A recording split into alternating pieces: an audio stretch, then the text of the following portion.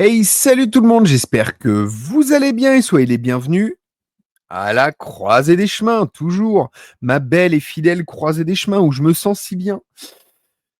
Je suis peut-être joyeux, mais il vient de se passer un événement quand même qui potentiellement peut être très grave. Alors, je vois déjà arriver, oui, tu fais des titres putaclic, David. Alors, juste pour info, moi, quand je regarde les stats de la chaîne, plus les titres sont plus putaclic, pardon, plus vous cliquez.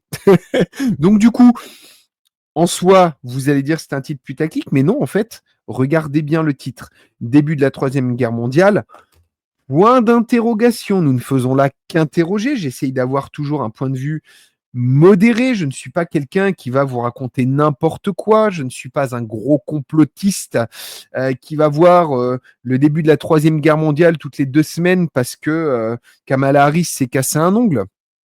Non, non. Là, on parle d'un vrai événement qui a le potentiel de faire énormément de mal à la diplomatie mondiale.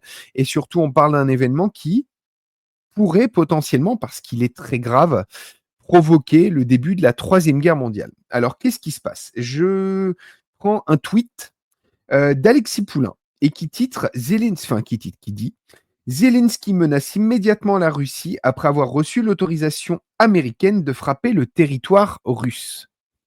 Les États-Unis viennent d'autoriser l'Ukraine à attaquer la Russie et leur ont fourni d'ailleurs il n'y a pas longtemps des missiles. Les frappes ne sont pas. Alors, ça, c'est ce que dit Zelensky. Les frappes ne se font pas par des mots. On ne les annonce pas. Les missiles parleront d'eux-mêmes, c'est sûr. Bientôt la Troisième Guerre mondiale, sponsorisée par le lobby de l'armement US. Comme par hasard, à quel moment, et là c'est mon instant complotiste si vous voulez, comme par hasard, à quel moment c'est annoncé, à quel moment les États-Unis autorisent l'Ukraine à frapper, ben, pile au moment où les démocrates savent qu'ils ont perdu le pouvoir totalement, et ils se disent, eh, c'est plus nous les capitaines du bateau, eh ben on va faire sauter la coque, et comme ça, quand tu récupéreras le commandement du bateau, il sera déjà en train de couler. Les démocrates viennent de prouver au monde entier que ce sont des psychopathes. Ce sont des malades mentaux. Ils veulent le pouvoir. Ils veulent absolument gouverner.